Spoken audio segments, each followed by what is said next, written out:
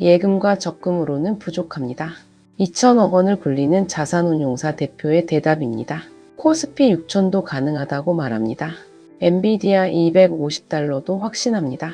혹시 이 이야기가 나와 상관없다고 생각하셨습니까? 잠깐만 멈춰보시기 바랍니다. 이건 주식 전문가들만의 이야기가 아닙니다. 예금 금리와 물가 상승률 사이에서 내 돈의 가치가 줄어들고 있다면 이건 바로 우리 이야기입니다. 하지만 문제는 숫자가 아닙니다. 6천이냐 3천이냐가 핵심이 아닙니다. 진짜 이야기는 그 다음에 있습니다. 오늘 이 뉴스를 끝까지 보셔야 하는 이유, 지금부터 말씀드리겠습니다. 서울의 한 자산운용사, 운용자산 약 2천억 원, 대표는 1981년생입니다. 이력이 좀 독특합니다. 변호사 출신입니다.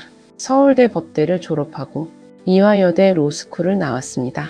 법률가에서 투자자로 이 경로부터 낯섭니다. 그런데 이분의 설명을 들으면 고개가 끄덕여집니다.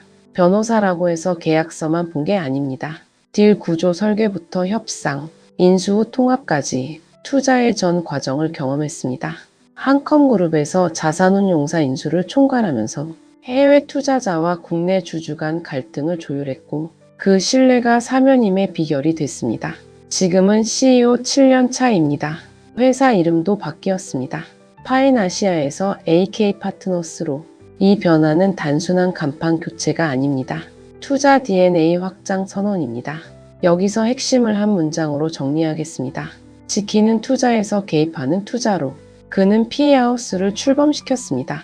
바이아웃과 메자닌 투자, 시가총액 1천억 원 이하 스몰캡, 경영권 인수까지 봅니다. 전환사채 등 메자닌 투자로 수익률도 높입니다. 기업 성장 단계에 직접 개입하겠다는 뜻입니다. 수동적 자금 운용을 넘어서 자본시장에서 실력으로 증명하는 하우스를 만들겠다. 이것이 그의 포부입니다. 현재 40여 개 자산운용사 중 하위권이라고 합니다. 그래서 그는 이 표현을 씁니다. 언더독의 반란. 이게 참 묘합니다. 규모가 작다고 가능성이 없는 건 아닙니다. 오히려 유연함이 무기가 될 수 있습니다. 자, 그렇다면 2026년 증시를 어떻게 보고 있을까요? 코스피 5천은 이제 상징적인 숫자에 가깝다고 합니다. 중요한 건 이후 얼마나 안정적으로 우상향하느냐입니다. 글로벌 유동성과 기업 실적에 따라 6천도 열려있다는 전망입니다. 인버스 2배 상품에 투자하는 분들이 있지만 3천선으로 다시 돌아가기는 쉽지 않다는 판단입니다. 그 근거를 살펴보겠습니다. 첫째, 친증시 정책입니다. 둘째, 한국 기업들의 실적 호조입니다. 셋째, 증시 예탁금입니다. 2월 12일 기준 103조 원. 유동성이 풍부합니다. 중간중간 잔파도는 있겠지만 깊은 조정은 제한적일 것이라는 분석입니다. 여기서 한 가지 더 주목할 점이 있습니다. 지수보다 중요한 건 흐름입니다. 대형주가 숨고르기에 들어가면 코스닥 순환매 장세가 연출될 수 있습니다. 그렇다면 어디를 봐야 할까요? 게임주와 바이오주입니다. 오는 2분기부터 두각을 보일 것으로 예상합니다. 게임주는 장기간 조정을 거쳤습니다. IP와 콘텐츠로 사업 확장을 하면서 주가 침체 터널에서 벗어난 회사가 재평가 기회를 맞을 수 있다는 겁니다. 신작 이슈가 있는 종목 위주로 봐야 합니다. 바이오주도 긍정적입니다. 기술 이전 가능성이 높은 종목 위주로 매매 전략을 짜야 한다고 조언합니다. 국내 반도체 투톱은 여전히 견조할 것으로 봤습니다. 방산주도 구조적 수요가 굳건합니다. 조선주는 미국발 수주 확대로 호실적이 예상됩니다. 반면에 보수적으로 접근해야 할 업종도 있습니다. 2차 전지입니다. 로봇주에 대해서는 옥석 가리기가 필요하다고 했습니다.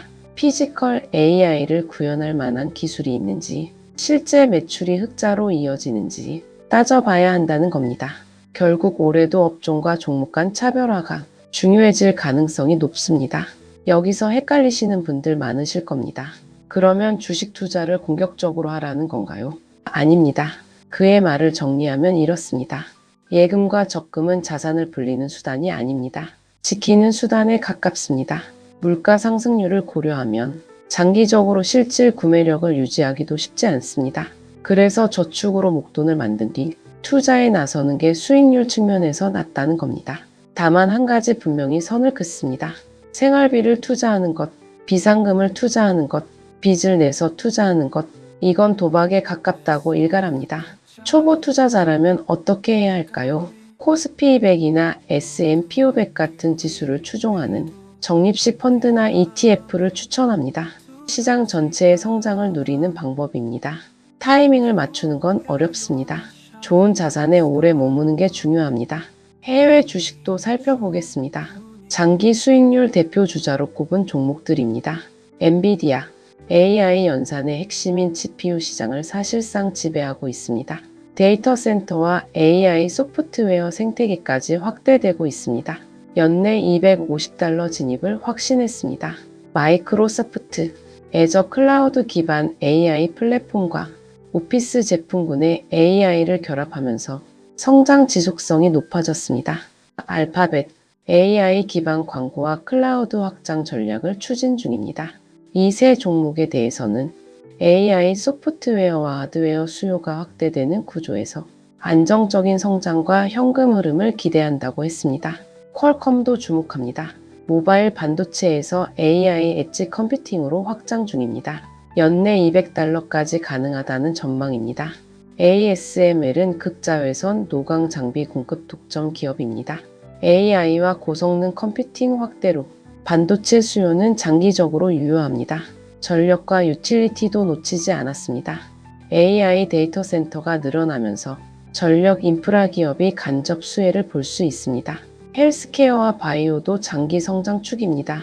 인구 고령화와 기술 혁신, R&D 확대 트렌드가 시장을 키우고 있습니다.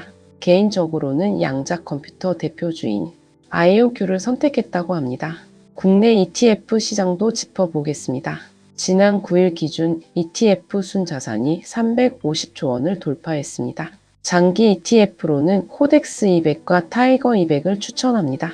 시장 전체 흐름을 따라갈 수 있는 상품입니다.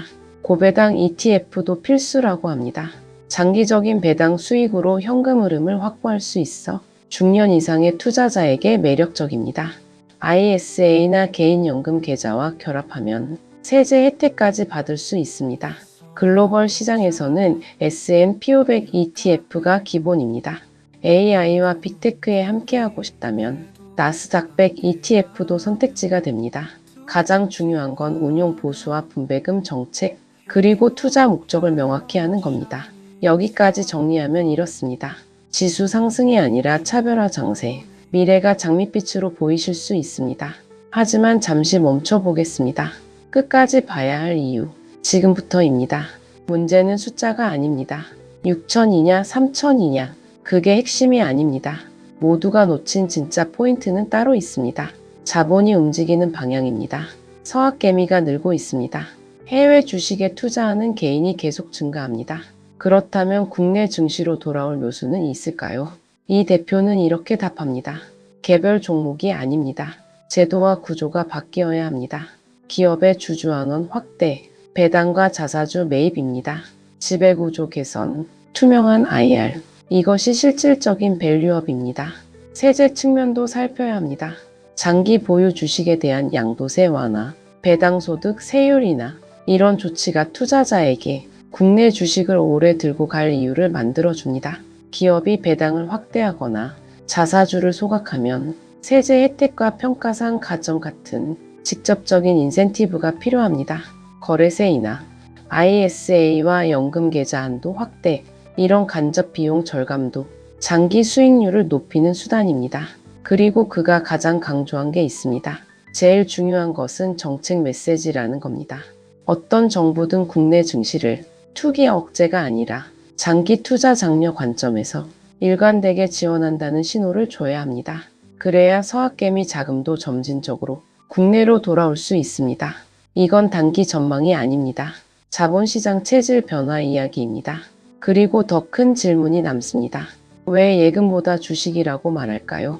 저금리 시대, 고령화 가속, 연금 의존도 증가, 현금 흐름의 필요성이 확대되고 있습니다. 이건 특정 운용사 대표의 주장이 아닙니다. 우리 세대가 직면한 자산 구조의 전환 신호입니다. 20대와 30대는 성장에 집중해야 합니다. 주식이나 ETF 비중을 높이고 실패도 경험으로 쌓으면서 자신만의 투자 전략을 만들어야 합니다. 40대는 자산 방어와 성장의 균형입니다. 분산 투자로 리스크를 관리하면서 현금 흐름도 함께 챙겨야 합니다.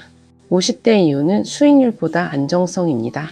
배당과 채권, 대체 자산 비중을 늘려 노후 자산을 지키는 전략이 필요합니다. 결국 생애주기 전략입니다. 개별 사건이 아닙니다. 더 큰 흐름입니다. 그래서입니다. 인터뷰 내내 웃는 얼굴이었던 그에게 인생 가치관을 물었습니다. 카카오톡 프로필에 써놓은 문장이 있다고 합니다. 인생은 재밌게, 운 좋게, 운은 움직이는 사람 근처에 있다고 합니다. 완벽해질 때까지 기다리지 않습니다. 일단 해본다고 합니다. 여기에는 투자 철학을 넘어 삶의 태도가 보입니다. 운이라는 것, 자칫 농담처럼 들릴 수 있습니다. 하지만 그의 설명은 다릅니다. 운은 단순한 우연이 아니라 본인의 에너지가 만들어내는 결과라고 합니다.